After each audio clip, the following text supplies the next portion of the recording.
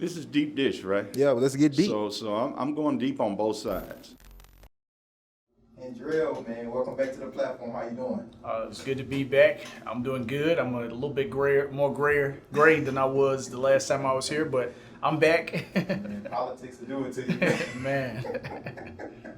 But man, welcome back to the platform. I'm excited to have you back in the space, man. To really just talk about, man, Tennessee, man, and what's kind of been going on democratically. Yeah.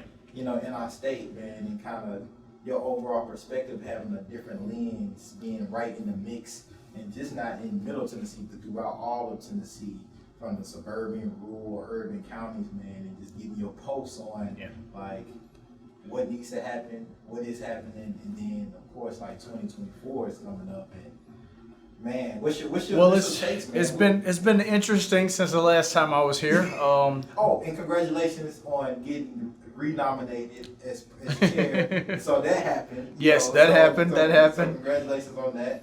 Thank you so much. It's been an exciting, especially the last 6 months. It's been pretty exciting. Obviously, there's been all this national attention that we're not used to, but that we've been able to really capitalize on. People in every corner of the state are fired up. The number of calls that I'm getting from people wanting to run for office, the number of contributions that have come in, the number of new volunteer signups. I mean, there's a real energy out there that's real, and it feels good to be able to be in this role and to be helping to steer that energy in a direction that's hopefully going to lead us to a more promising place in November of 2024. So what is the more promising place? So, like, at the top of that national news, right, we have the Tennessee 3, right?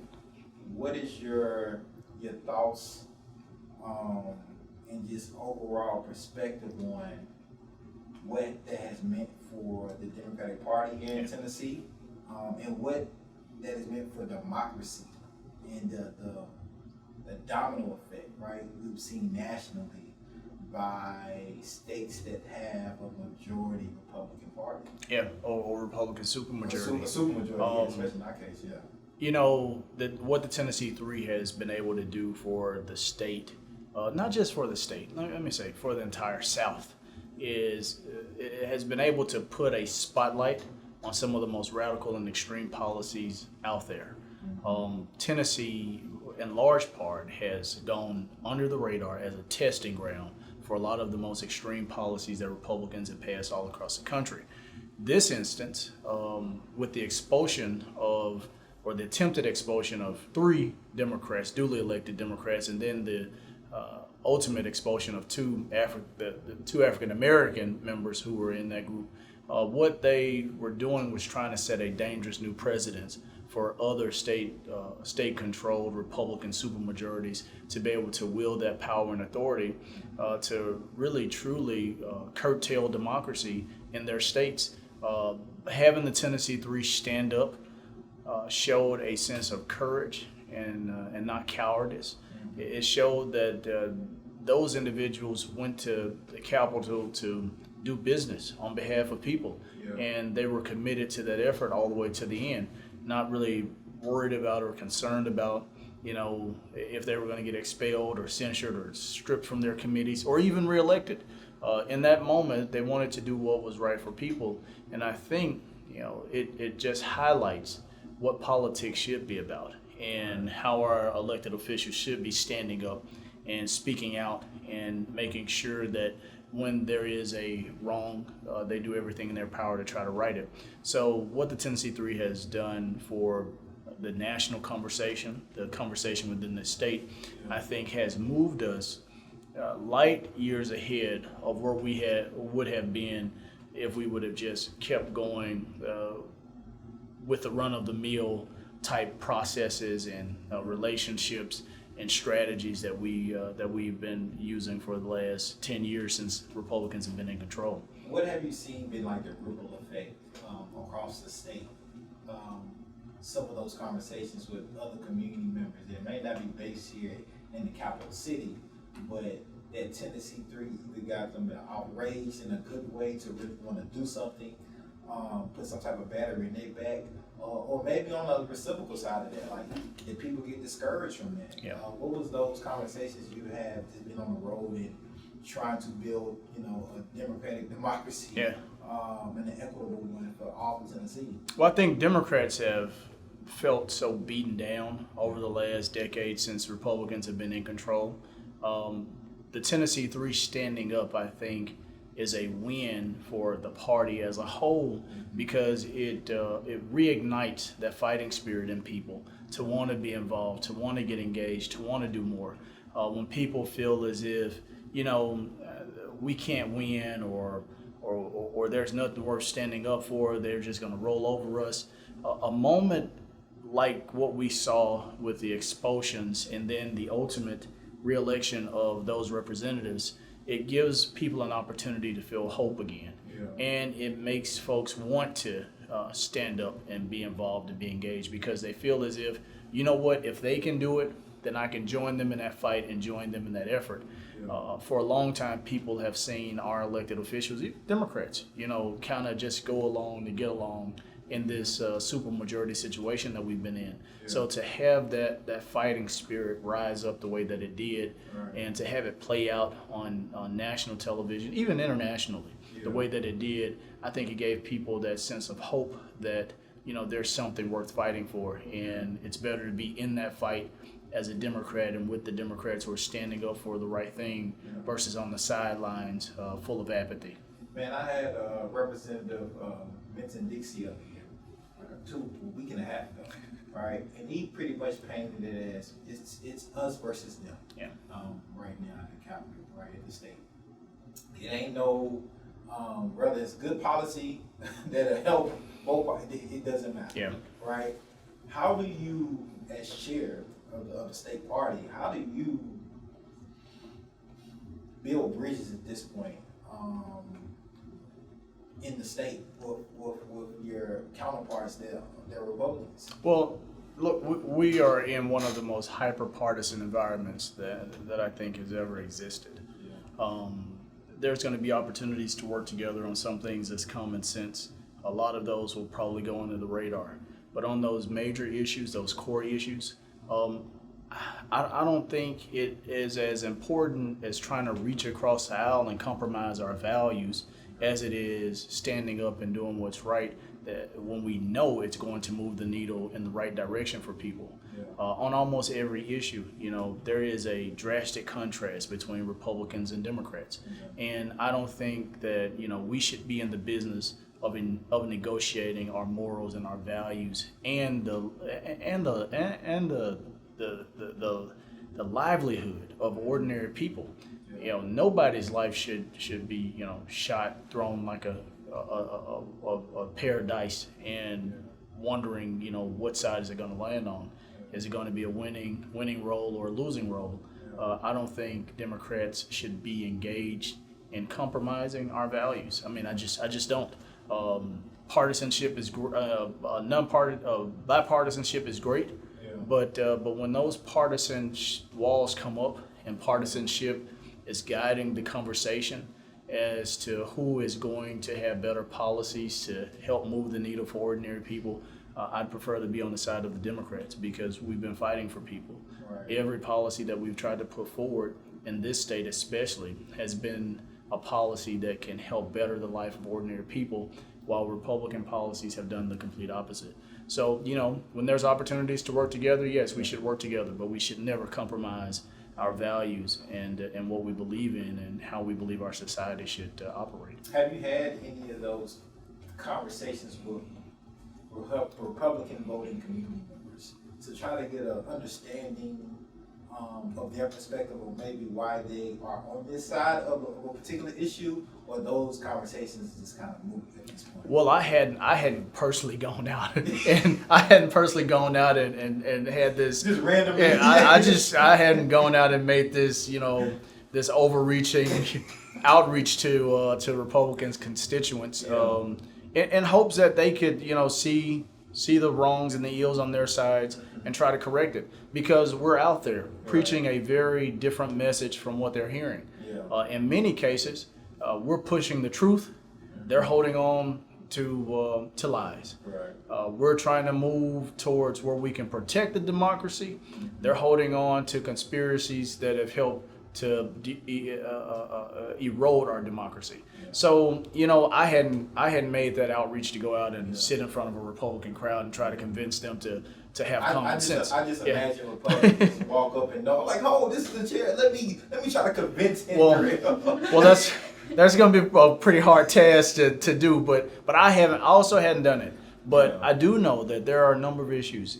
Take gun safety, for instance, where 80% of Tennesseans believe that we need some type of common sense gun reforms that deals with red flag laws. Right. I mean, there are some areas where Republican voters agree with where we are on some issues. Marijuana legalization, for instance. Now, their representatives in the state capitol, go in and vote even against their interests. So there's some opportunities and some issues that I think, voting members of our society, Democrats, Republicans, and independents, can galvanize around.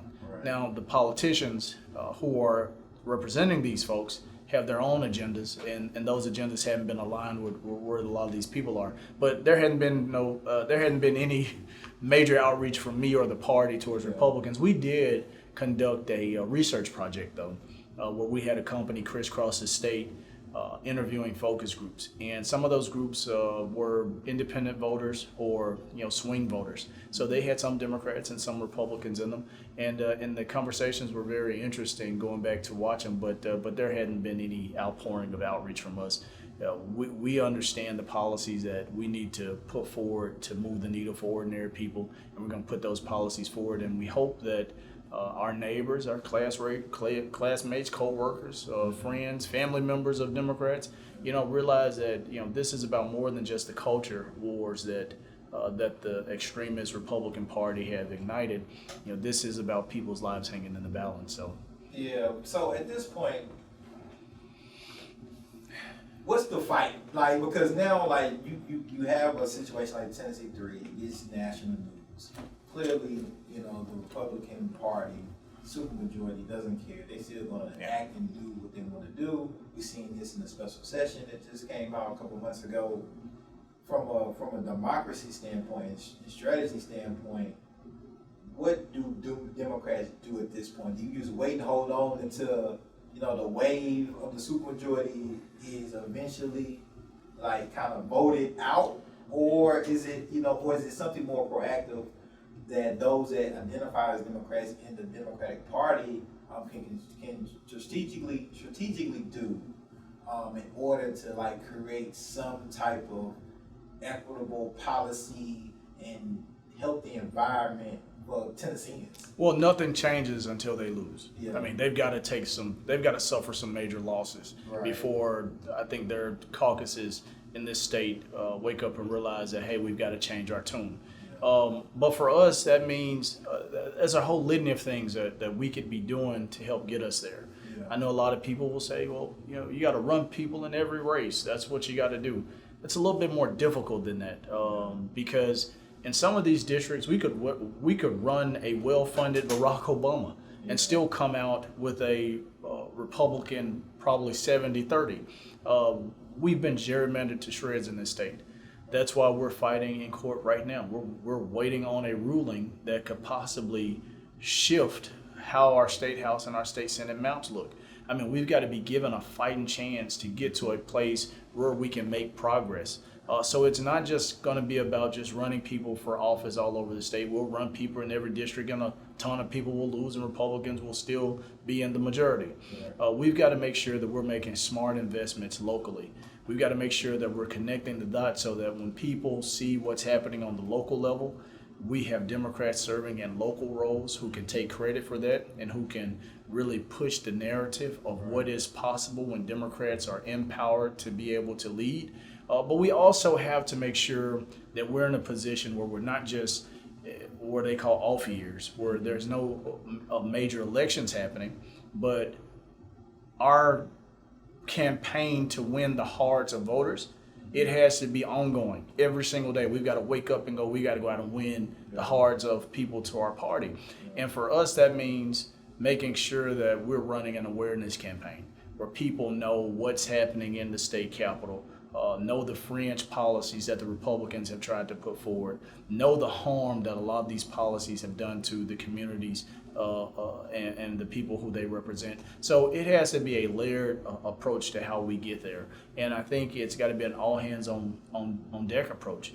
You know, there's no one-sided or no one organization that can get us there.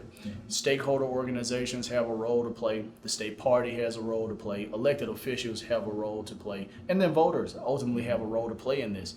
If people are waiting on the state party to single-handedly come along and change the dynamic in this state, then we'll never change the dynamic.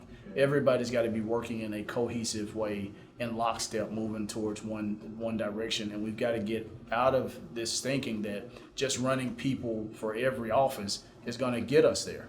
It's not, because we've been gerrymandered to shreds with surgical precision. So it's going to take a litany of steps to help move the needle for us in this state. You're talking about recent elections here in Nashville. We just had like the major one, the mayoral election, which mayoral-elect Freddie O'Connell won that race.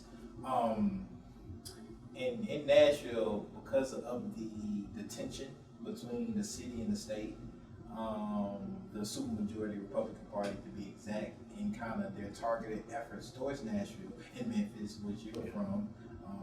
Memphis is not Nashville, but we understand that. That's a shot at Memphis. Yes, I just took it. Or Nashville's not Memphis. One, however you want to look at it. But, yeah, exactly. That's what I look at it. People always talk about the next mayor and their relationship with the state and what that means or what that could mean. What is your take on that? And the importance of, especially Nashville, which is it's an executive mayoral city. The mayor has the power, the most power, decision-making power for Nashville. It's a mayor-led city. What does that mean for democracy in that relationship?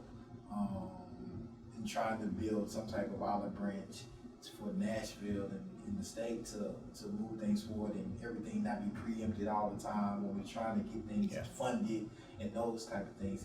What does that mean to you? What have you thought about that? Has the party thought about that? Yeah, well, for sure,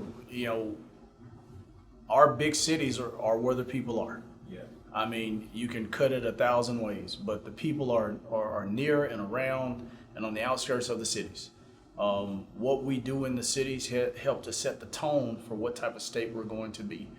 Regardless of how much the state try to preempt cities like Nashville and Memphis, imagine the ruins that this state would be in if cities like Nashville weren't moving the needle in the way that they've been moving it, in the direction that they've been moving it under pretty democratic controlled leadership.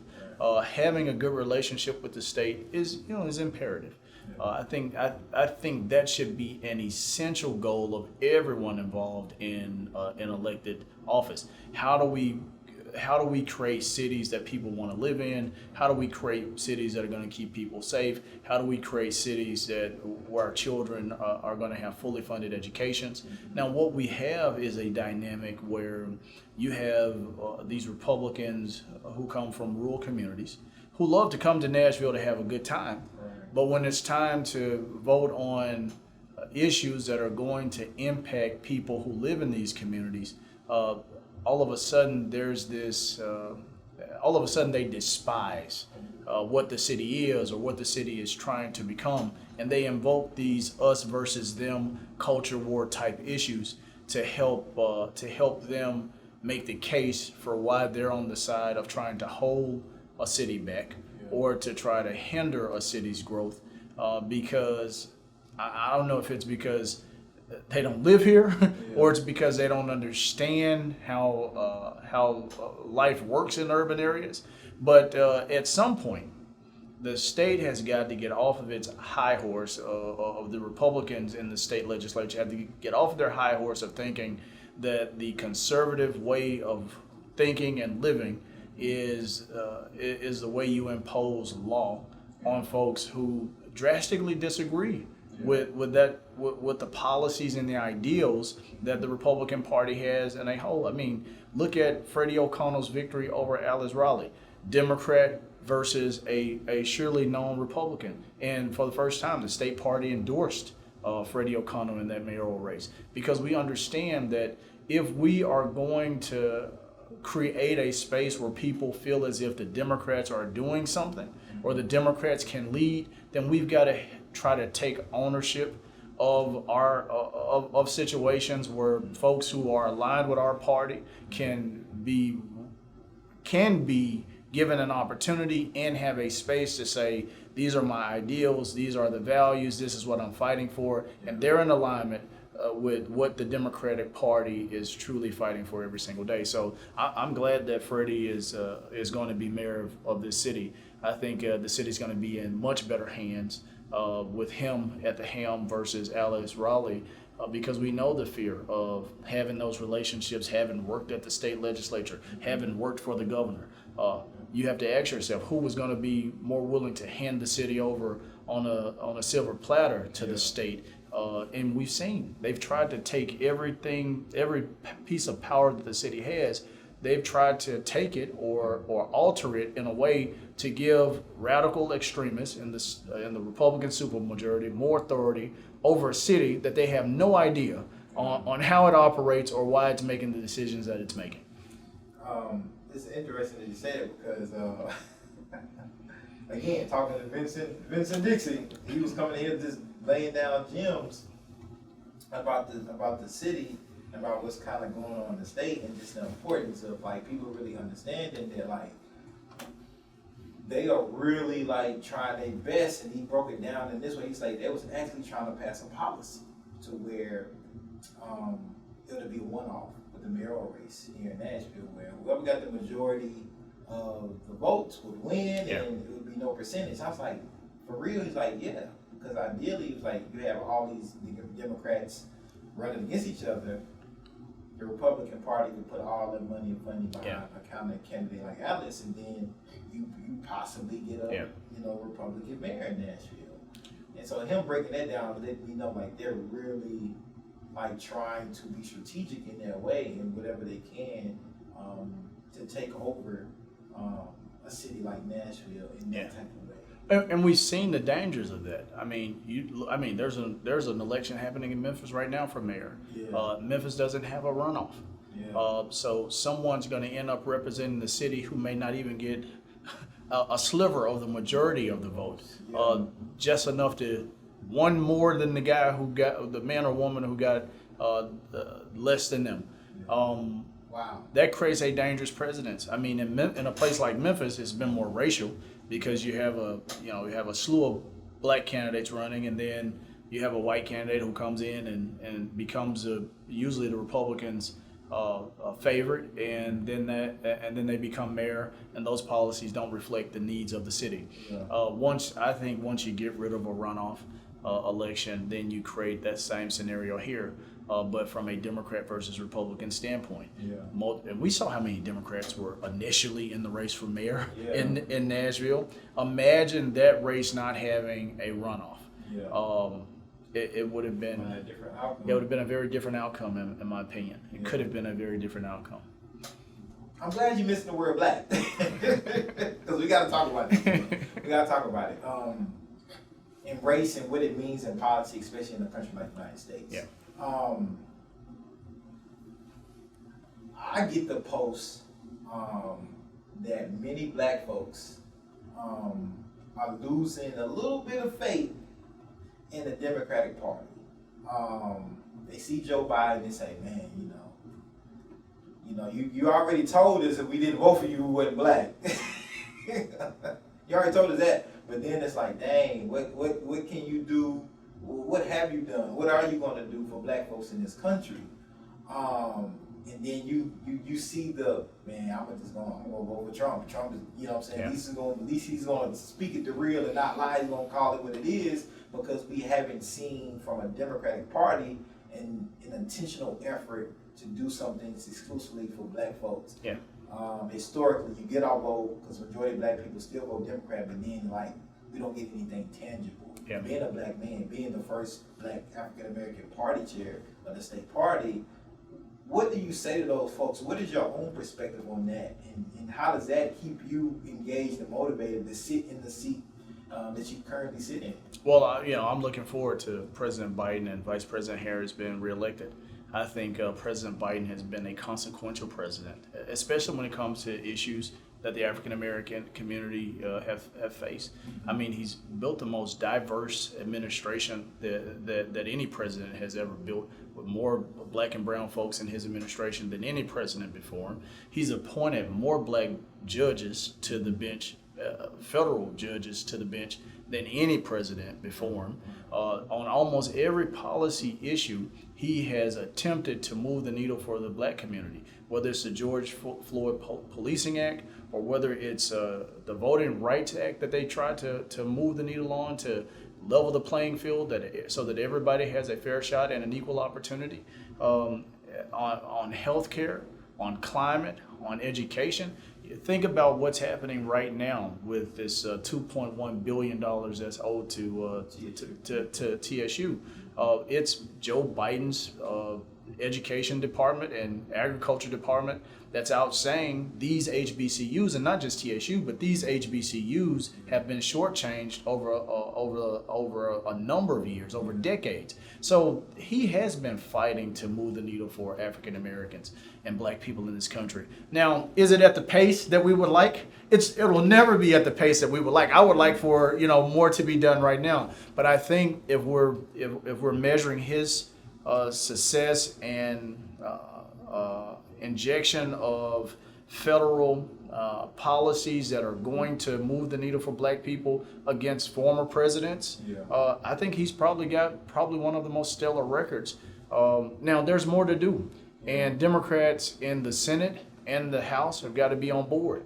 We know that some of those policies that President Biden wanted to push forward that would have drastically changed the lives of black people in this country, they were stalled out because of two Democratic senators who weren't on board with the slim majority that we had in the United States Senate. So we've got to do more to send more help to the United States Senate, make sure that we can win back Congress, the House, so that we can continue down the path of putting forward and pushing some of the most drastic policies, some of the most consequential policies that any president has ever put forward to try to move the needle for the black for the black community across America. So what do you say? I don't think we ever talked about this, which is crazy. But what do you say to that potential black voter that say, man, look, I get local elections, but at the presidential level, man, they don't never do nothing. Why? This Republican, this Democrat, and then this black. And I haven't done this happen since I voted. My life hasn't got better as a group. As an individual, we know we can be successful. As a group, but none of these policies are giving me anything tangible that I can say, okay, like this was created through policy for black folks because of this particular party. Yeah. And I know you hear it. I do. I hear it. Give it to us. Don't back no corners. I hear it. As a black man, I know you hear it. Hendrell, look, man, voting don't help me. We ain't did, we look at the numbers, voting, more of us getting incarcerated. The home ownership is still 43%. Things haven't changed since 1968. It's I know you know the stats. I know you hear it. So. That's the lens that I think many black folks look at it when I think socially and economically, we have the representation, but what has that yielded us as a group tangible that we can economically, specifically, move forward in the United States? Yeah, well, locally, we're always going to feel that stuff quicker. Because local elected officials are fixing potholes and they're picking up trash and they're making sure that when the power go out, the utility company comes and fix it. From the federal level, particularly from the presidency, we've got to think a little bit deeper. Okay. Let's think about. I'll get you a fiction, it's hitting against your shirt. If you want to adjust it up, yep, perfect. Okay, is that good? Yeah, that's perfect. When we think about from the presidency, we think about policing. Or the Justice Department. Imagine not having a president or Justice Department who says when a George Floyd is killed by police that we're going to have the Justice Department come in and lead an investigation on this in addition to what the state is doing. Imagine not having a president in the Justice Department who is willing to say, you know what happened in Memphis with Tyree Nichols is not the way things should happen in this country. Not only did they make a good decision by arresting and charging these folks, but as a Justice Department, we've got to come in and do more and investigate this and investigate these police departments for their practices. Imagine not having a president who's willing to come in or push an issue where we saw under this president, lynching, finally, illegal federally. Imagine from the tax code. Imagine not having a president or having to feel that impact of when it's time to pay taxes. Imagine a president who is willing to tax the ordinary person at a higher rate than they're willing to tax millionaires and billionaires. Imagine having someone there who wants to level the playing field for folks. From the educational standpoint, imagine not having a Democratic president and a Democratic Department of Education. What that would mean for public school funding, which we know so many young black folks depend on. Imagine that president trying to eliminate the Department of Education or push a charter school or choice school system model across the nation. Imagine us being in a predicament where voting rights are on the line and states are trying to strip black people of their rights to go out and vote. Imagine not having a Democratic president there and a president being okay with the Justice Department not stepping in to say that's a violation of the Voting Rights Act or this is why we should keep the Voting Rights Act intact. Imagine the impact that would have on black folks in this country. Now, obviously, local politics is going to play a more direct, quicker impact on people's lives because we feel that every day. We drive the streets, we put our trash out, we feel that. They hire the police chiefs, but from the presidency, the tone is set on whether or not we create a fair and equal playing field where black folks in this country can get ahead and feel protected and their rights are protected, or whether or not a Republican president is going to be okay with the rights of black folks being trampled over, which we've seen under Republican presidents every single time, or whether or not the social safety nets that have been there to help protect the black community from some of the systemically racist policies that has pretty much just obliterated most black people's opportunity to move up the ladder quicker, whether or not we're going to have a president that's okay with that. Right. And that's the difference that voting for a Democratic president makes in a country like ours. So what are your thoughts when you see blacks with Trump? Do I have to answer that? This is deep, this conversation. You have to answer that. What are your, when you see that blacks with Trump, and everybody has their right to vote and do whatever they want to do in politics, it's their right. But when you see that, being black and then being the state chair of the Democratic Party, like what comes to your mind initially? And have you ever had a conversation with a black Trumper? Yeah. Well, definitely it's not my thing. You'll never see me in one of those T-shirts. But I think it's a matter of people either being ill-informed, or they have some interest that's aligned with policies that he's helped to push. I mean, there's black folks out there who believe that the Confederacy is okay. So I get it. But I think they're ill-informed. And I think that they are aligning themselves with a political agenda and a political ideology that will, in the end, do more to harm them than it will to help them, even if they benefit from it in the short span of time or in the shortcomings. I mean, it's hard for me to I won't lie to you. It's extremely hard for me to process, especially after what we've seen and what we've heard from the former president. It's hard to believe that there would be any black or brown person still standing up, waving their hand, saying this is a person who I believe could fairly represent me, who would protect me, and who would look out for me. Right. That person is not Donald Trump for black people. Right. Have you ever had conversations with any black folks of that ideology, politically? And can those two forms or two types, I guess, of black folks coexist in today's time where, you know, clearly one may be Democrat and one is Republican or progressive or conservative? Can those two type of black folks break bread together and have a civil, respectable conversation about politics, or is it vastly just? I don't know. I mean, I think we are in such a hyper-partisan environment. Right. Doesn't matter if you're black or white. The political ideologies have driven us so far apart that it's hard to have a decent conversation about our differences and walk away being able to respectfully disagree. Right. I mean, there's been black people who have said to me, you know, Donald Trump did more for black folks than President Biden has done.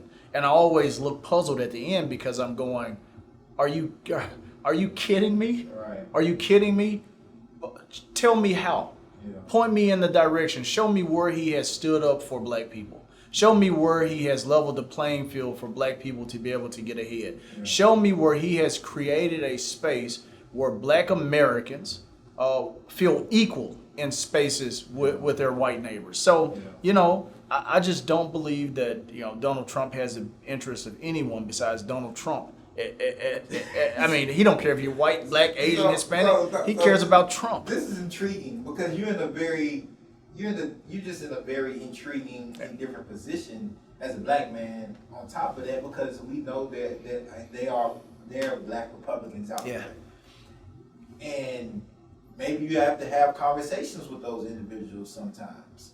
And then and it's already hard for black people in the United States in general, regardless of party.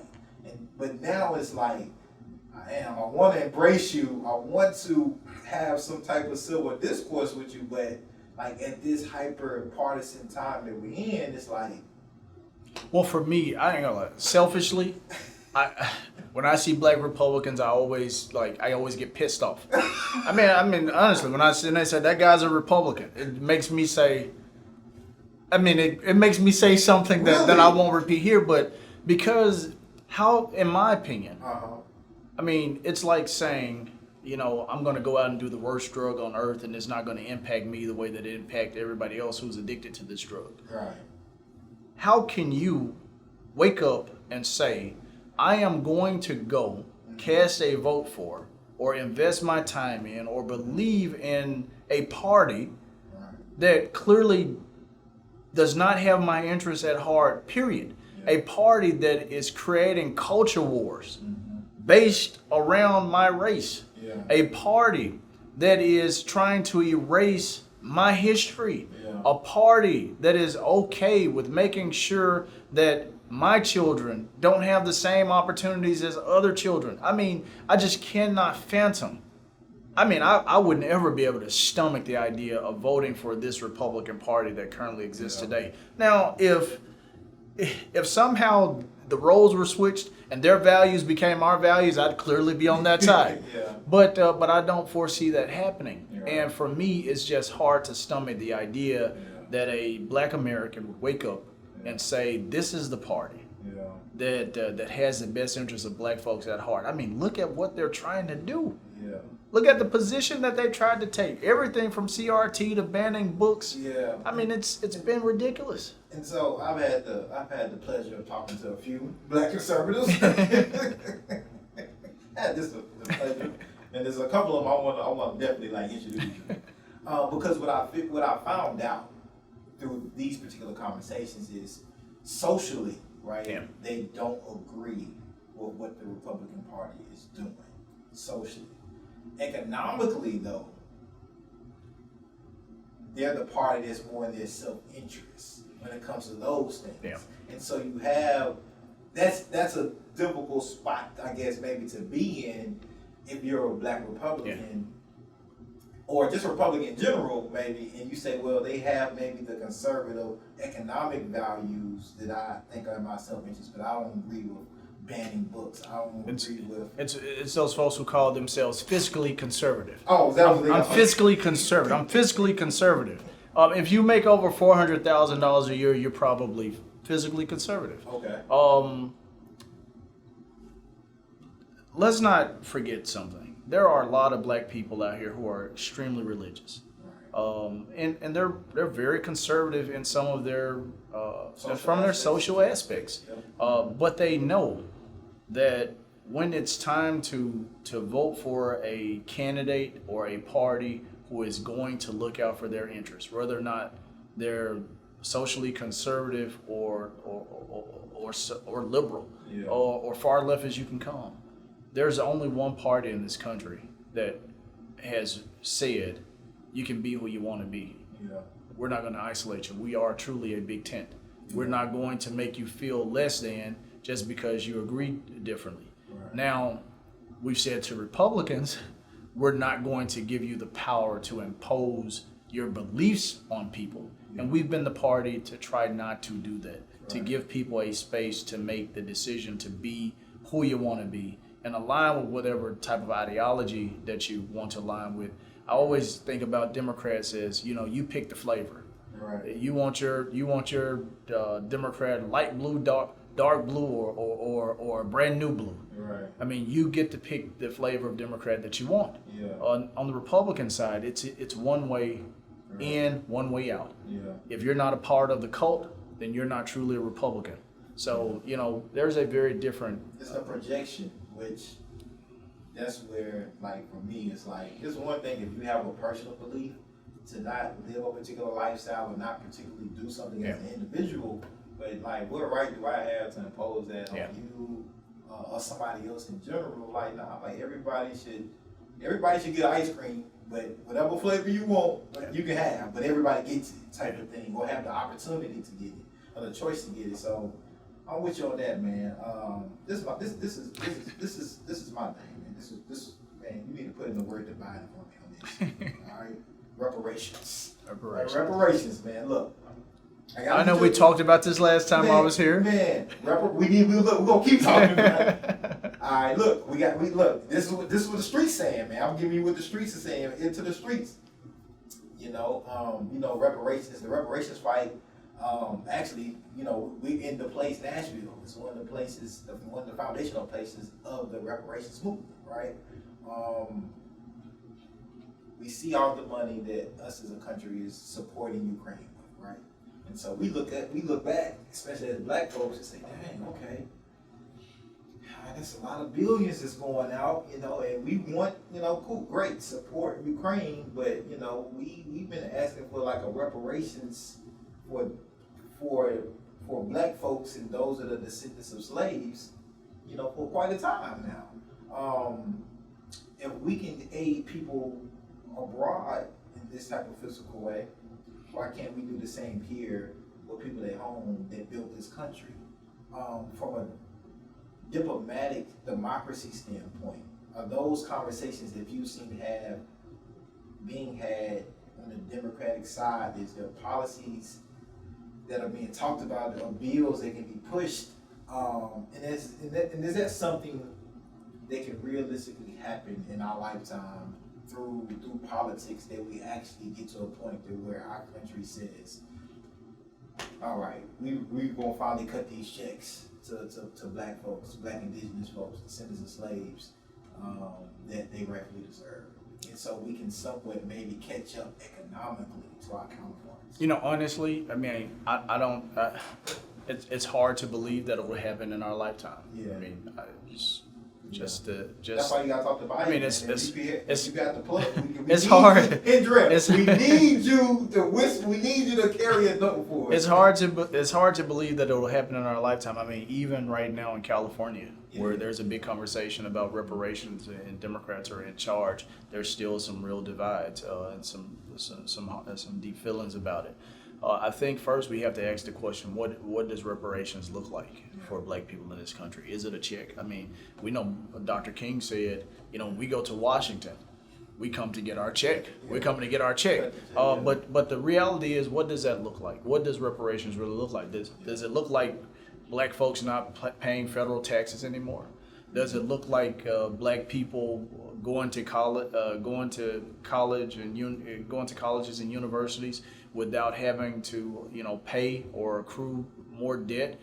Does it look like an injection in investment and resources in black banks for more home ownership and business opportunities through the SBA? I mean, we have to first decide what does reparations really look like. Yeah. We know how difficult an argument that is where we say we want to give every black person in the country $1 million check. I mean, we know what type of fight that's going to create. Right. But I think it may, if you're having a realistic conversation about reparations, I think everything has to be on the table. Yeah. What if there wasn't a check? Then what else could we do? Yeah. And I think that conversation has to start I there. think it's a check and I definitely think it's a check. It's not. Now, I mean, if there's some other stuff. I mean, it's just not thinking about reparations, but think about the harm that black people faced because the federal government decided that okay, we're not going to impose the laws of Reconstruction. Yeah. I mean, think about how different of a nation we had been if the president would have continued moving forward with the laws that was established under Reconstruction. Yeah. So I think states are having that conversation. I think a lot of city councils across the country are starting to have that conversation. There's either whispers that we're going to start hearing those conversations here in the state from some local city councils. So I think it has to be a whole community, a holistic approach to what does reparations look like. How do we make sure that they're equally dispersed to everybody if we do decide to do it in an equal way? And then how do we make sure that it doesn't essentially end up bankrupting our cities, our states, and the nation? Now, I'm under the thing that money seems to just come out of the blue most times, but I think it's truly a conversation worth having. But I think it's not one that's one-sided, just based on a check. I think there's a holistic approach that we should be talking about when we talk about reparations. Yeah, like the United Nations actually has like a 5 conditions of like what reparations is. Yeah. It's like it's compensation, it's like non-repetition, it's like rehabilitation.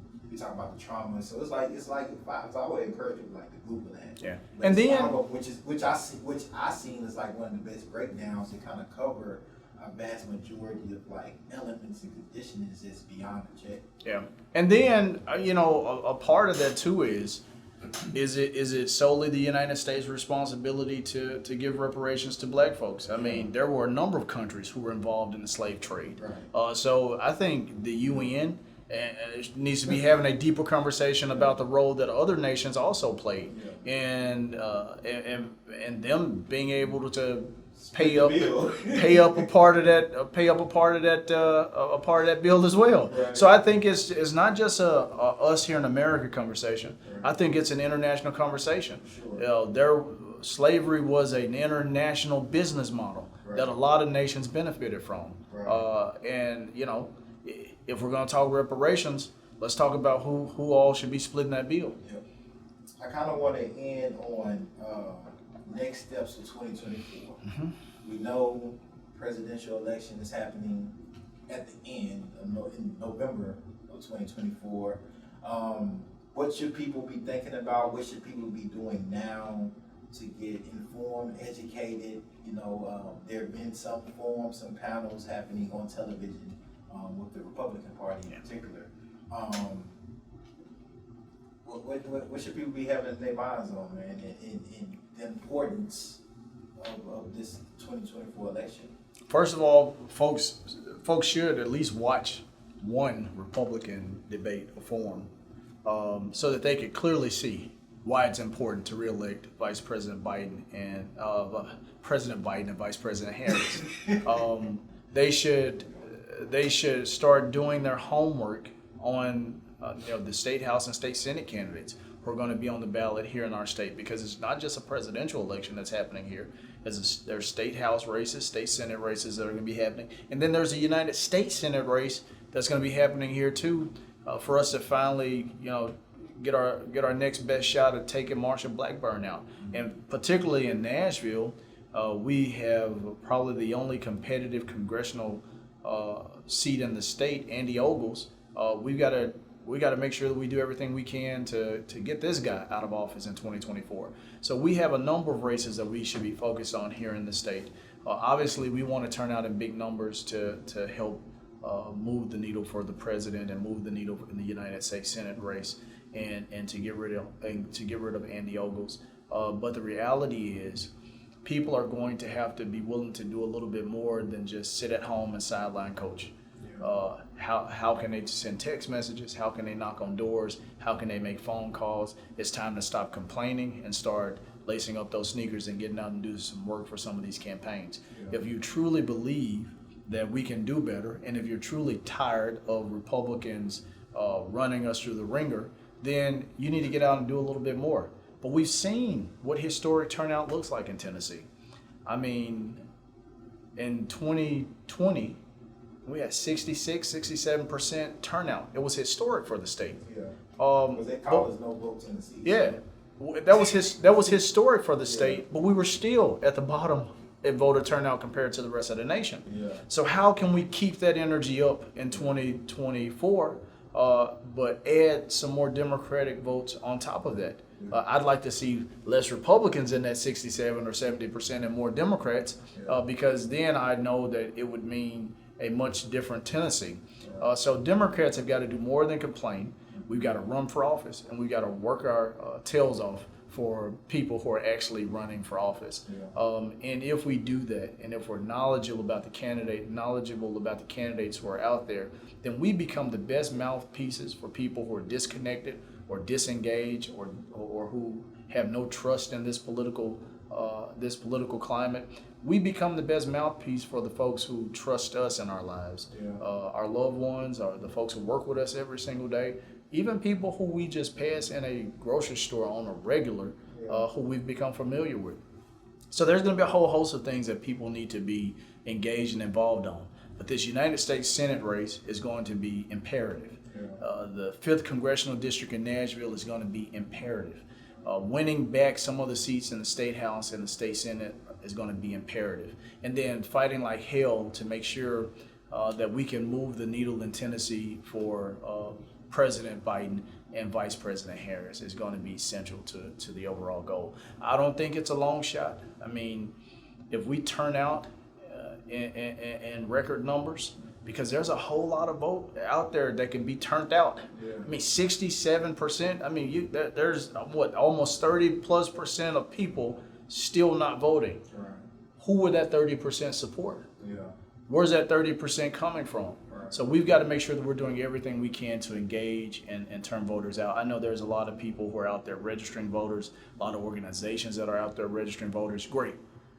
But what good is it to just register voters when they don't turn out? So we're going to be focused on how we turn these voters out. Get out the vote efforts are going to be on hyperdrive and on steroids in 2024 for us. Well, look, man, whatever I can do to support, have on a platform, give them a chance to encourage people to vote for them, or not vote for them, depending on what they say in the seat. Depending on what you say right here, it can go either way. But what happens if what's at stake if Biden doesn't win and a Republican member wins the presidency? I don't want to dream of how dark the nation would be on January the 20th, 2025 if we're swearing in a Republican, especially the candidates who we've seen on the Republican side. I mean, we've seen what they're on board for.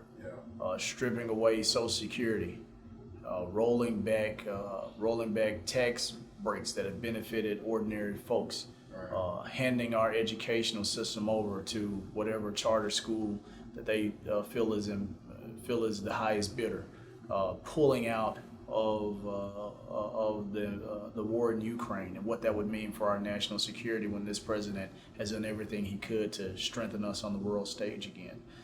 Imagine one of these Republicans taking over and what that would mean for women's rights. We've already seen a Supreme Court that has become that has become almost the assassin, hired and installed in place by the Republicans in Congress. Think about what that would mean if another Supreme Court vacancy comes open while there's another Republican president there, one of these Republican candidates. I mean, I don't think we're in a position to turn a fragile democracy like ours, which Republicans have brought to the brink, that we're in a position to turn this nation back over to the Republican Party right now, because they have shown that they are irresponsible. They have shown that they do not have the best interest of the people of this nation or the fabric of democracy in this nation at heart. I think it would be a very, very, very dark day for America if one of the Republicans who are currently in this race is elected. But we're going to work hard for President Biden and Vice President Harris, and I think their record is going to be what gets them reelected. He's been one of the most consequential presidents in American history, and we've got to make sure that we tell that message all across the state and all across the country. Man, look, I appreciate your time, Hendrell. Man, this has been powerful, impactful. My last word would be, man, tell Biden. You know what I'm saying? You gotta stop falling off the bikes. You gotta figure out where you're going when you're walking out. It don't look good, President Biden. We gotta get you know what I'm saying, get it together. I won't talk about the Trump versus Biden memes, but I still rather have a Biden on the bike than Trump on a golf cart any day. Hey man, look, I'm like, at some point, man, it gotta be like an age limit or something, man. Of like, gotta cap it off, man. It's like retirement, man. Like we gotta. I know a lot of people have been looking at what's happened with Dianne Feinstein and Mitch McConnell, and it's the president said the other day, talking about his age is fair, but if you're going to talk about his age, talk about how this 83-year-old president has been the most consequential. Talk about how this 83-year-old president has appointed more black federal judges than any other president. Talk about how this 83-year-old president helped pass the bipartisan infrastructure bill. Talk about how this 83-year-old president helped to end the pandemic, helped to put more money in people's pockets and to keep businesses afloat in this country. Talk about how this 83-year-old president has created the best economic growth in America than any other president in the last 50 years. So it's fair to talk about age, but also you need to talk about the accomplishments that have come with that age and that wisdom and that experience that the president has exhibited in building relationships on the national stage, re-strengthening America's standing in the world. So we gotta see both sides of that out. Yeah, for sure. Well, man, Hendrell, man, I appreciate your time, man. I look forward to having you back on, especially as things heat up politically, to really kind of like give us what's the overarching perspectives, what's going on, what people can do to engage, what's happening that people might not know about, just with transparency, man, especially for the state of Tennessee. So, man, you always welcome me. I appreciate your time, man, and until next time, man. Even though you're from Memphis, man, we get on home, man. Thanks for having me. For sure.